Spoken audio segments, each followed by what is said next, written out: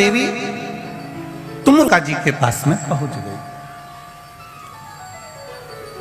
अब तुमरुका जी ने पूछा, चंचुला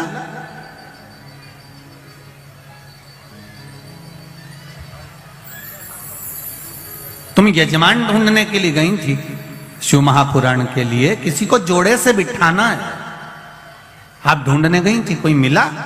चंचुला देवी कहती हैं मैंने पार्वती जी से पूछकर शिव जी की आराधना करी, भगवान शंकर को जल चढ़ाया, शिव जी की पूजन करी, पर शंकर भगवान प्रसन्न ही नहीं होते, प्रकट ही नहीं होते। कारण क्या है? तुमरुका जी ने कहा तुम्हारे पूजन करने से शंकर प्रसन्न नहीं हो रहे? नहीं हो रहा। कारण क्या है? पता नहीं।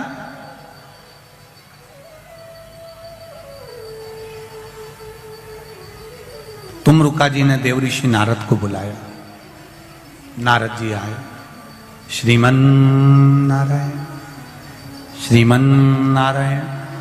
नारद जी ने आकर पूछा, तुमरुका जी क्या बात है, आपने मुझे याद किया, बोलो क्या बात है? ये चंचुला देवी शंकर जी की आराधना कर रही है, जल चढ़ा रही है, सब कुछ कर रही है, इसके बाद भी शिव पार्वती जोड़े से आकर कथा के यजमान क्यों नहीं बनते? कहा, देवऋषि नारद ने कहा कि ये जब जल लेकर जाती है जल भूमि पर गिर जाता है। किसी अतिथि को भोजन कराते समय हाथ से गिलास, ट्रे से गिलास नीचे गिर जाता है, या पूजन करते समय कलश जमीन पर लुढ़क जाता है, या भगवान को जल चढ़ाते समय पानी का कलश जमीन पर गिर जाता है।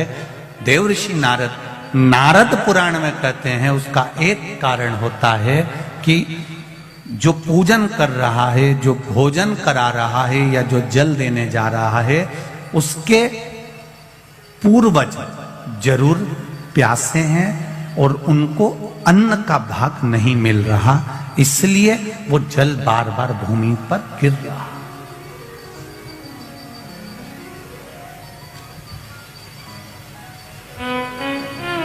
आपके साथ में भी अगर ऐसा होता हो, आप मंदिर में जा रहे हो और पानी लुढ़क गया, कलश छूट गया, गिलास किसी को पानी का दे रहे थे, छूट गया, समझना हमारे पूर्वज, हमारे पितर, हमारे कुलदेव, हमारी कुलदेवी, हमारा स्मरण, कोई प्यासा है, कोई भूखा है, वो हमसे कुछ मांग रहा है, इसलिए हम उसको तो प्रसन्न नहीं कर पा रहे और दूसरे को प्रसन्न करने में लगे। हम कई बार कथा में कहते हैं, आज फिर कह रहे हैं, घर में धर्म पत्नी विराज रही है, घर के अंदर धर्म पत्नी रह रही है, तू कभी भी उससे प्रसन्न होकर बात नहीं करता, और ना जाने फोन पर जब भी बात करेगा तो चेहरे पे स्माइल रहती है। बोलो, जितने लोग बैठे हैं जरा ध्यान से बोलना, और जितने लोग कथा टीवी पर सुन रहे हैं, आप घर के व्यक्ति को प्रसन्न नहीं कर पा रहे और दुनिया को प्रसन्न कर लिया तो उसका फल मिल जाएगा। पितृ घर के दुखी, देव घर के दुखी, कुलदेव घर के दुखी, और आप दुनिया को जल दे रहे, उसका लाभ क्या? तो कहा इसका कोई कारण तो जरूर है, इसका कोई तत्व तो जरूर है, इसलिए मेरे शायद ये जल जो है प्रसन्न नहीं हो रहा है। उसका कारण क्या हो सकता है? तो कहा इसीलिए प्रसन्न नहीं।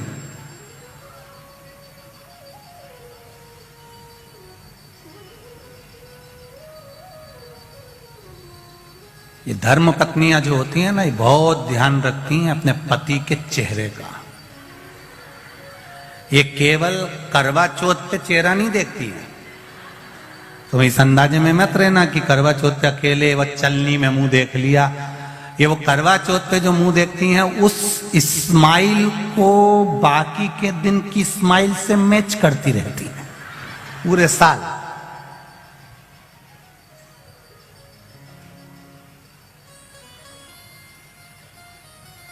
ये देखती रहती है। महाराज, अब चंचुला देवी को मालूम पड़ गया, देवऋषि नारद ने कह दिया जरूर इसके घर के पूर्वज बिंदु को जल नहीं मिला है, पूर्वज को जल नहीं मिला, जरूर कोई बात है, क्या करा जाए। देवऋषि नारद ने कहा अब यह बात तो तुमरुका जी बता सकते हैं कि शंकर भगवान पितरों को कैसे संतुष्ट कर सकते, पूर्वजों को कैसे संतुष्ट कर सकते, वह हाथ से पानी गिरना कैसे बंद हो सकता है, जल का पात्र ले जाते समय गिरना कैसे बंद हो सकता है, वो कैसे बंद हो सकता है, ये तुमरुका जी कर सकते हैं। तुमरुका जी ने चंचुला देवी को देखा, चंचुला जी कहती हैं मुझे कथा करवाना है, आप कुछ भी करो, पर देव ऋषि नारद कुछ बताओ कि मेरे ये भोलेनाथ राजी हो जाएं और शंकर पार्वती कथा का रसतत्व ग्रहण करें। आप कहो कुछ। तुमरुका जी ने कहा चंचुला तुम शिव जी की आराधना तो करती हो, पर कभी तुमने शंकर भगवान पर पंचामृत समर्पित नहीं करा। जरा ध्यान दीजिएगा, भगवान ब्रह्मा और भगवान विष्णु को सबसे ज्यादा प्रिय है खीर, आटा सिका हुआ का जो सीरा बनता है, पंजेरी बनती है, वो भगवान ब्रह्मा और भगवान विष्णु की प्रियता है, भगवान सत्यनारायण जी की प्रियता प्रसाद। देवी को प्रिय है चना, हलवा, सीरा, पूड़ी। सरस्वती जी को, राम जी को, दत्त को, भगवान नारायण को प्रिय है केसरिया भात।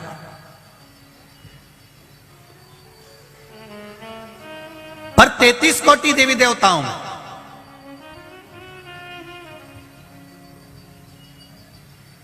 केवल एक भगवान देवाधिदेव महादेव ऐसे हैं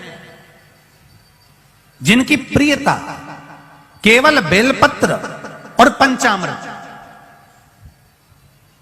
अब जरा अच्छे से समझ जाना, बहुत ध्यान लगाकर सुनना, बेलपत्र और पंचामृत है।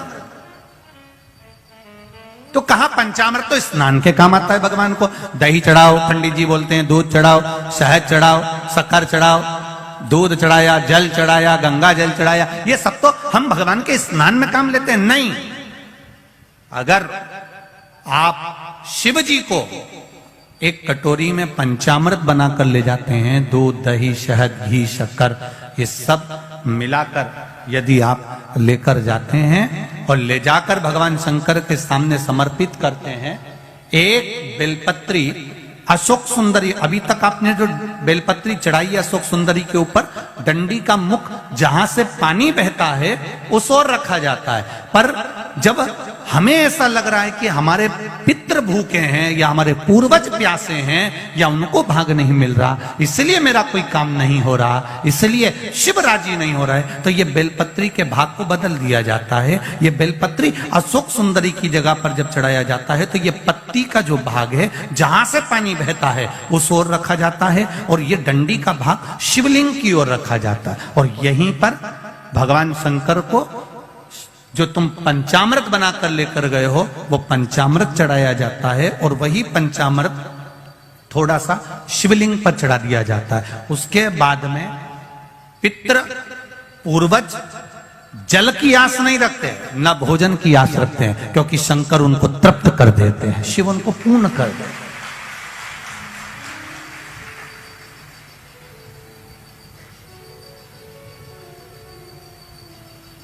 एक अंतर आप थोड़ा सा ध्यान लगाइएगा, दूध, दही, शहद, घी, शक्कर सब मिलाकर कटोरी बनाकर फ्रिज में रख दो, या फ्रिज के ऊपर रख दो, या रसोई घर में रख दो। दूध, दही, शहद, शक्कर मिलाकर, पंचामृत मिलाकर, वही पंचामृत शंकर जी के सामने ले जाओ, वही पंचामृत सत्यनारायण भगवान के सामने ले जाओ, वही पंचामृत भगवान की पूजन में ले जाओ। जो फ्रिज में रखा है उसको खाकर देखना, और जो भगवान के सामने तुमने समर्पित करा है उसको खाकर देखना, दोनों में अंतर हो जाएगा, दोनों का स्वाद बदल, दोनों का स्वाद बदल, दोनों में अंतर है। आप उसको खाकर देखिए, उसमें अंतर मिलेगा आपको।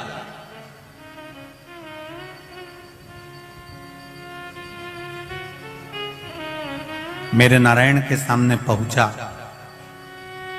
तो भी वो प्रसाद, मेरे ब्रह्मा जी के सामने पहुंचा तो भी वो प्रसाद, माता रानी के सामने पहुंचा तो भी वो प्रसाद है,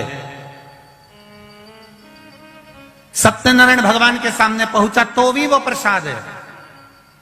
पर दूध दही शहद शक्कर पंचामृत जो बना हुआ मेरे देवाधिदेव महादेव के सामने पहुंचा, वो केवल प्रसाद नहीं है, वो औषधि निर्मित हो जाती है और उस औषधि से शरीर के ना जाने कितने रोग समाप्त हो जाते हैं। मात्र औषधि रोग मिटाने।